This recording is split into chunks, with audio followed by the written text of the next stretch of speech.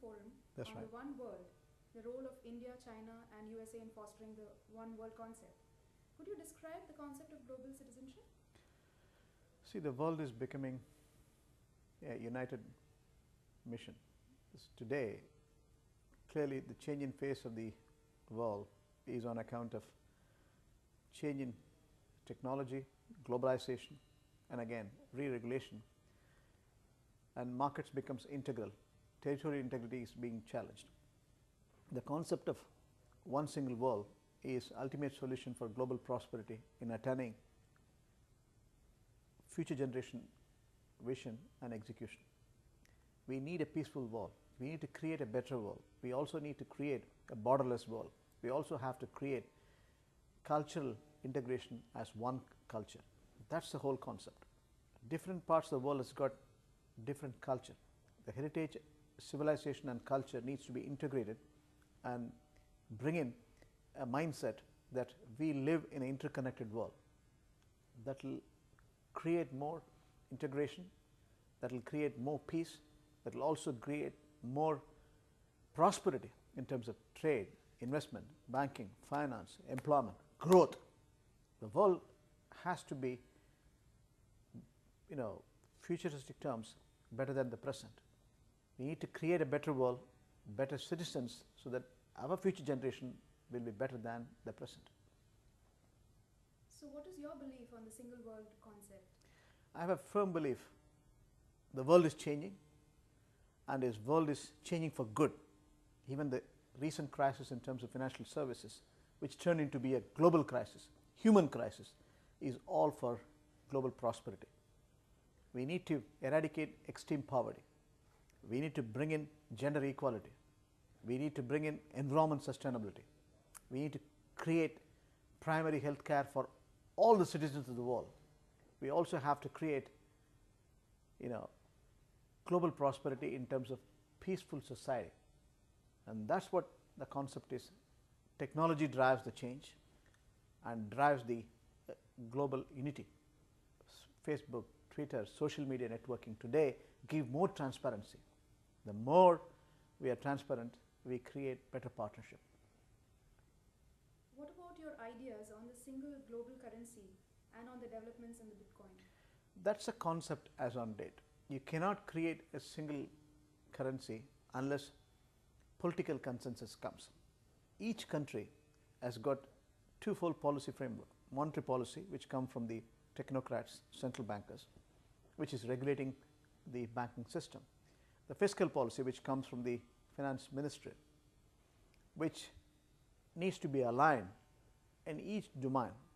Now we are talking about global currency. Unless you have a global central bank, you cannot create a global currency. Attempts have been made by multiple pockets of the world. Now the recent development is a bit currency. Bit is network P2P, or without involving the central bank. That's not authentic. That's speculation. More and more the value of the bit has been degenerating. At one point of time this year, it quoted $1,300 one bit currency. Now it has come to 700. It is now construed as not authentic. More and more central banks are attacking this kind of evolution. They say it is not genuine, that is speculative. They are also instigating anti-money laundering actions to combat this single currency created without a central bank authentication. So while we need a currency, single currency, we have to bear in mind that it cannot come without a consensus among the developed and developing world. Today, Europe has created a single currency. In large Europe, as defined by Maastricht criteria, there are challenges. Cultural integration is not there. Unless we unite people, unite politically, you need political union to create a single currency. Then only technocrats can function in terms of global economics and create global currency by global makeup. What is your outlook on global economy and the major economies? Well, global economy is recovering.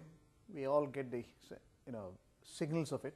America has done very well in the last quarter, 4.1%, and we also seen Europe has taken some of the measures while 2013 has been a year of consolidation. They can come together by political union as well as banking union. Still long way to go in terms of aligning monetary policy and fiscal policy. Gulf states are doing very well. Oil prices costing decent. Government expenditure drive the change. Emerging markets are doing extremely well. They are back in track. China has done well. Advanced economies, if we look at en bloc, that's going to do around 2%. And next year it will be better. 2014 will be between 2.5 to 3%. This is all subjective.